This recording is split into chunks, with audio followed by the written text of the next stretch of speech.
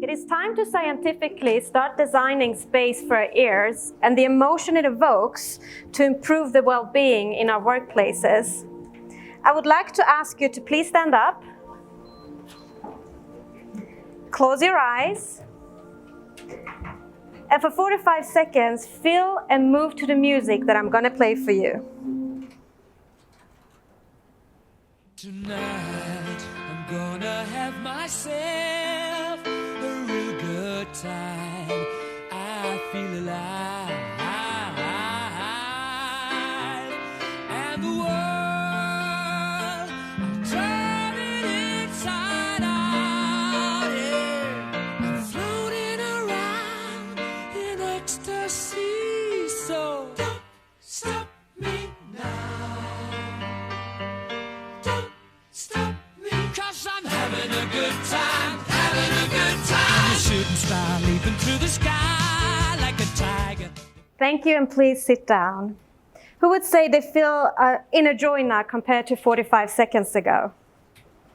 Well, this song by Queen, Don't Stop Me Now, ended up on a neuroscience top 10 songs that makes us feel happy. And in his study, he developed a formula by ranking popular songs from the last 50 years based on 3 criteria. And that was the tempo in the songs, the positive words in the lyrics, and comparing major and minor keys. And here is the list, and see if you can find your favorite song. So what makes me feel happy? Well, today I can say that music is a drug that saved my life. Music made me. I am music. When I was young, I told my friends that I was willing to cut off my left hand in case I was given the same chance to sing like Celine Dion. Sadly, as you can see, I still have my left hand and I only sing in the shower. However, around 5 years ago, I realized that I've been given a gift. And that gift is to feel music. And that is the tool that I use today to design better and healthier workplaces. And in my 20s, anxiety hit me. Who in here have felt anxiety?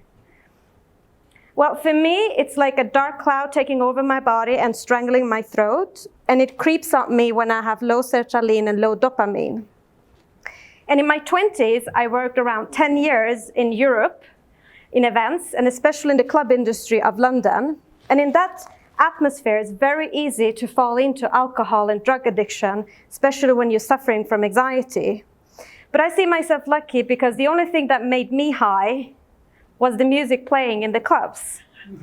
I realized that I could use music as a tool for my healing, and I still do that today. For example, every morning when I wake up for a few minutes, I dance to house music. And science nerd that I am, I recently read a study by a group of science psychologists that wanted to understand how our brains translate sounds, such as music, into pleasant and reward experience. And the results? Well, by listening to the music we love, our brain releases the dopamine. So this is better than any drugs and medicine in the world. Try it. So by combining my skills of feeling music, and I have for 4 years conducted scientific in-store music research at a company called Soundtrack Your Brand, I have based music and sound mythology around 3 areas. The first one is that with mismatched sound, a space evokes mental disorders. Second of all, if we don't have sound, then a space feels storyless. And again, with mismatched sound, a brand space is misunderstood. And I'm going to go through these 3 areas for you a little bit deeper. Now I'm going to play for you 4 different sounds.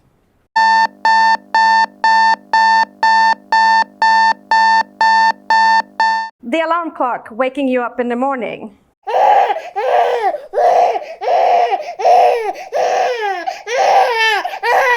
Your baby waking you up in the middle of the night.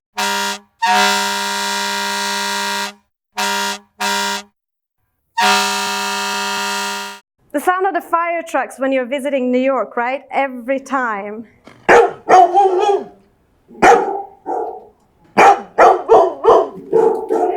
And here it seems to be a lot of dogs, so by passing by houses, you hear this and get shocked, right?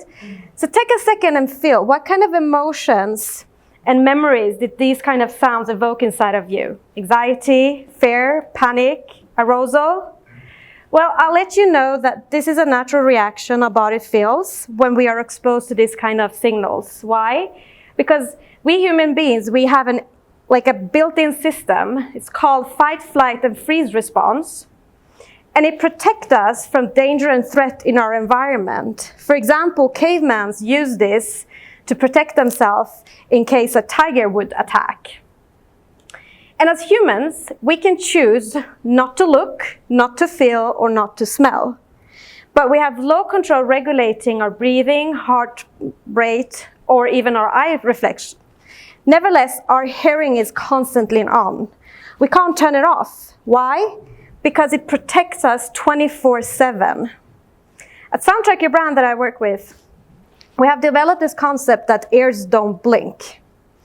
However, it's important to understand that even though we don't have a tiger to worry about today, this system is still built inside of us. Instead, with all the negative noises and sounds in our environment today, this system gets tricked. And this is what I'm saying, that subconsciously, long-term, when we are exposed to negative sound and noises, it's going to create a lot of anxiety and stress for people, and it's time to make aware of this. I also read a study that an average employee spends around 1/3 of its lifetime in a space, especially in an office. That's calculated 19,000 hours, which is like 10 years calculated. Therefore, it's very important to understand that when employees are exposed to a lot of loud sound for a long time, they're becoming more and more sensitive to diseases, stress, anxiety, and their well-being is being affected very negatively. And this is a picture of the co-working space that I'm sitting in Stockholm. And it's an open space plan. There's a lot of people from different kind of companies sitting there. And it's very beautiful, and I've met a lot of nice people. It feels very homey, and of course they spend thousands of dollars to design it, but they forgot to design it for our ears. Because when I'm sitting and working in this open space, I have colleagues walking, colleagues talking, phone is calling. One day, they're drilling something outside. Or one day, actually, the air conditioner was sounding like this the whole day. And then the receptionist chooses her own choice of music every day. This is what I am working in this environment, in this beautiful, expensive venue. It drives me crazy. So, of course we know it ourselves, but also science has shown that when we are exposed to these kind of noises, our heartbeat starts increasing. We start feeling anxiety and stress. And in a space, we start getting frustrated about the receptionist that she put that music on. Why can't she put it on, put something else on? And then long term, in an office, it creates low productivity and motivation. And I believe this is also a reason a lot of people don't choose to go to work after a while, because they can't handle the stress. So what I'm saying is that it's time to start designing space according to our ears and the emotion it evokes, to be able to develop a healthier and better workplaces in the future, because if you do it correctly, then it has its benefits. So you would say, what are my main solutions?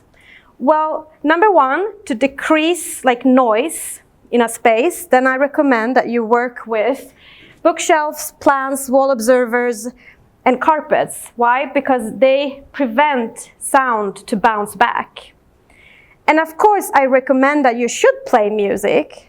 However, I recommend that companies work with a brand fit soundtrack. I will let you know what that means later, and then mood base it according to what's going on in the space. And then also I recommend companies, if they don't already, to offer headphones to their employees, because no matter how much you try to reduce the noise in a space, there will always be something. But at least by giving them headphones and access to self-soothing like focus apps, you can make them more creative and increase the productivity. And also what I'm saying is that interior designer architects have to walk the space. Today, I'm saying that they're mainly walking with their eyes only and designing according to what looks beautiful. But I'm saying it's time to sharpen our ears and also start designing, walking the space, listening to the noise, the sounds, also the music, before, during, and after the construction and the designing, to be able to improve it, because I'm still saying, and I'm going to state it, that if we don't, it's going to create a bad well-being for our employees in the future.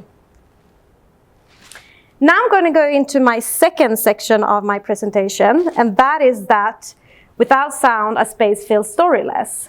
And as we know all, music is a magical tool, and advertising and commercial industry are using that very well, because they use the tool as an enhancing of the vision. For example, how many times have we watched a romantic movie when we already know that the couple are going to kiss and make up long before we see the scene and hear them talk? Why? Because the music is strategically put in advance to put us in that state of mind. Oh, that couple. So we know it. It tells that story. So what I'm saying is that by neglecting the choice of music in a space, then brands are neglecting and telling another brand story. So now I'm going to play for you two similar scenes, but with two different background musics. Here's your tea. Oh, cheers.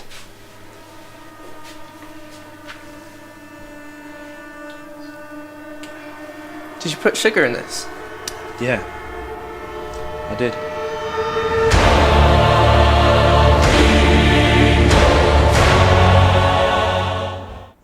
In this scene, the background music makes us believe that the guy might have put poison in his tea, right? We get a feeling of fear that something negative is going to happen here. He might die or faint. Next one. Did you put sugar in this? Yeah, I did.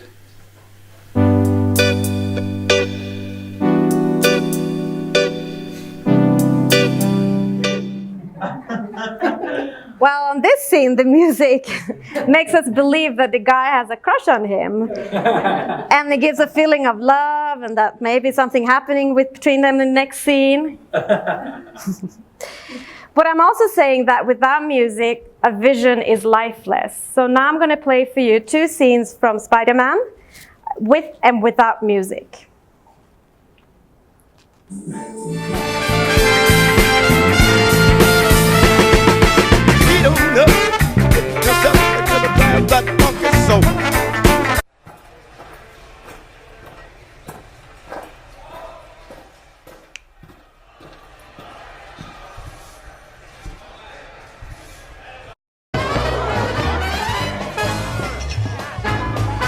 Thanks.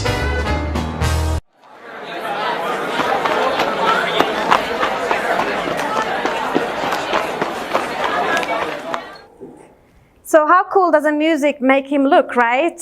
When the music is there, he's cool. He looks like this amazing guy walking on the street. When the music is not there, then you go, oh, who's that geek doing that on the... Does he think he's going to get those girls? So, yeah. Now I'm going into the last section of my presentation, and that is that with mismatched sound, a brand space is misunderstood. And this is actually a hypothesis I've tested myself while working at Soundtrack Your Brand. Soundtrack Your Brand is a Spotify backend company that provides legal music streaming platform with mood-based soundtracks for businesses around the world. And I have worked together with a professor called Daunfeldt, and I've conducted 3 large studies, scientifically studies, and the 2 more on its way. And today I'm going to present 3 of the results for you. My first one is the world's biggest in-store music research conducted in the world. And we collected sales data during 5 months in 16 restaurants in Stockholm, Sweden. And it was in collaboration with one of the world's biggest fast food companies. We used a design called the Latin square design, which you can see in this image, is that you make a schedule during those 5 months, and then you put that kind of music manipulations. There was no music, no fit music, which is like random radio music, and then brand fit music, A, which was a soundtrack of well-known and unknown songs, and then a brand fit music B, a soundtrack with only well-known songs. And then you just randomly schedule it that to make sure that, no, we didn't choose the date or the place for it. And also we collected 2 million sales data. Now you guys are thinking maybe, what is this brand fit music? Well, it's a methodology that we at Soundtrack Your Brand have developed, where we look at the brand, especially its brand values, and then we translate it into music. This is a little bit example how, from this experiment. For example, the brand wanted to be perceived as welcoming. What do you mean? Not excluding. The chopper go out for Grammy. Big nigga bullet your bandit. Hope we killers understand me. Easygoing. Cause you wanna be a superstar. She'll do anything to prove. Not serious. When you can't take it, don't swallow your pain. Being round once, it'll be Expressive. You got it like we got it. If it's real.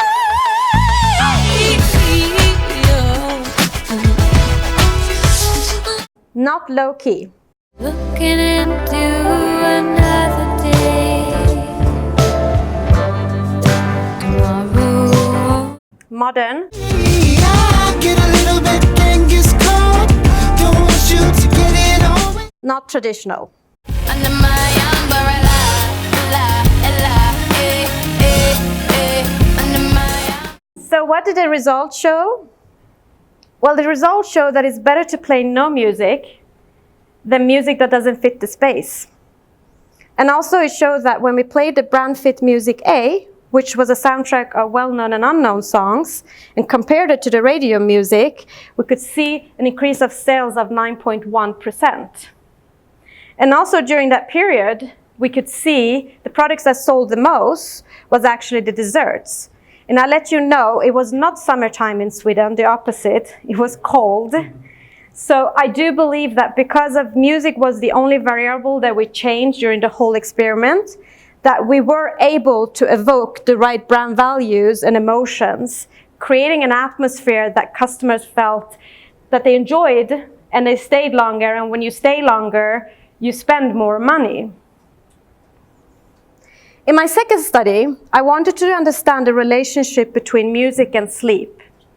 And this was in collaboration with a Swedish luxury bed company. Here we collected sales data for a year in their 5 showrooms in New York. What we could see though, that there were no scientific results on the sales data, same as the previous study. And I believe that mostly it's because when there's a very expensive product like this, that it is more difficult to evoke spontaneous purchases, because this is more like you need to think, you need to plan, you need to compare. It's like maybe a one-off purchase.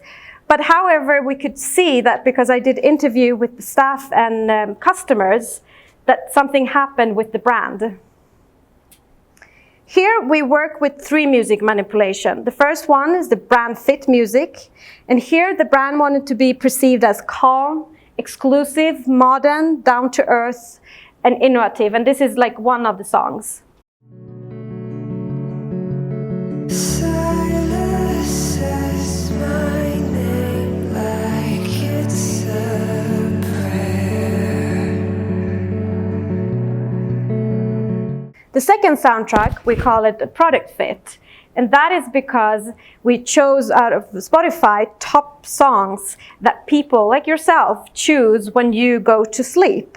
And here there was a lot of Ed Sheeran, Sam Smith, and white noise, which is like either a TV is on or it's raining, etc. When your legs don't work like they used to before, and I can't sweep you off of your feet. Will your mouth still remember the taste of my love? Will your eyes? And then the last one is the no fit, of course, which it's like radio music and the opposite from brand fit music. You used to call me on my cell phone, late night when you need my. So what we did is like we interviewed the customers when they had spent around 15 minutes up to 1.5 hours talking to the salesperson. And we asked them question of their overall like store experience. But one question that really stuck out was when we asked them to give us 2 to 3 adjectives that they felt matched with the brand. When we played the brand fit and the product fit, the adjectives that the customer said match with the brand identity, which in that store that we played radio music, as you can see, did not match. And this is very connected to the tea and sugar clips that I showed you, that by neglecting the choice of music in a place, you're telling another brand story. So no matter how much money you spend on design and furnitures and etc., if you play 1 or 2 different songs when a customer is in, you're telling another brand story and is affecting your brand. I also interviewed staff and analyzed them. And when there was no customers in the store and they were doing more like spontaneous tasks, that I could see that the product fit and the no fit soundtracks matched the most. Why? Well, if you think about the brain, when we're doing spontaneous tasks, it is very repetitive, can be very boring. So we need some stimulation. And this kind of songs evokes happiness, it's fun, it gives us energy, it makes us also sing along, and then also that makes time pass faster. However, when there were customers in the store, as I was mentioned, some customers could stay up to 1.5 hours, and there was a lot of information exchange going on, then the brand fit soundtrack was the best. Why? Because it made it easier for the salesperson to communicate with the customer. They also felt like they could focus on the sell process. And also because when you're selling a bed, you want to be able to make the person relax and almost like fall asleep on the bed. However, on the other 2 soundtracks, it was the opposite. The lyrics in the songs was very distracting. And I also always say that music is like the 3rd person in a conversation. It distracts you away, and especially if you recognize the songs. And also it created like, gave more energy and stress instead of calming it down. Now I'm going to my last study, and this one, I wanted to understand the relationship between the staff and the music. And this was conducted in relationship with a Swedish luxury brand. In this experiment, we only played so-called brand fit music, but what we did is that we worked with 3 different intensities, so low, medium, and high. And we collected sales data in 8 of the stores in Stockholm, but only in 4 of the stores we allowed the staff to be able to regulate the different intensities during the days. We wanted to see, can they be a good DJ to the store? And they wanted to sound like this. Elegant.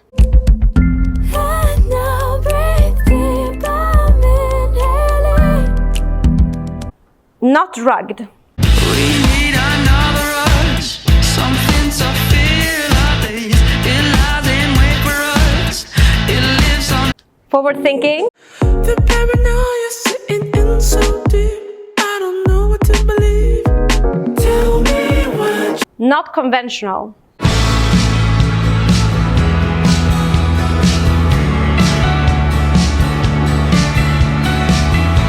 Expressive.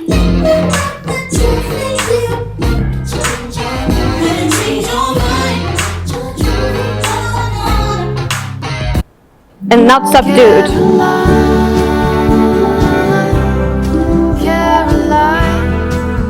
So what did the results show here? Should we ask the staff to be the store DJ? No. What happened is that in the stores where the staff were allowed to regulate the music, the overall sales decreased by 6%. And specifically in the women's department, it decreased with 11%. Same here, everything was the same, but the variable of music changed. That's why we can say this. What I also did is that we interviewed the staff, and then we figure out that having high gender variation in a soundtrack is very distracting, because again, when you're working, the music becomes a second or third person in a conversation, so you lose focus. Also, having too much low tempo is very draining. It takes away a lot of energy, and especially if you're working in a restaurant and a store all day long. And also, like having explicit songs, of course, it's bad to have a bad word, but what it does, it creates a distance between the staff and the customer, because the staff feels embarrassed to approach the customer once this song is playing. And then, as we all know, repeating songs over and over and again is hell. And so does the staff say, because they have to live it, and it takes a lot of energy from them. So the conclusion is that we should walk the space. We should not let the staff control the music according to what they feel and want to do. So I'm saying it's time to start designing space for ears and the emotion it evokes to improve and increase the well-being in our workplaces going forward. Thank you.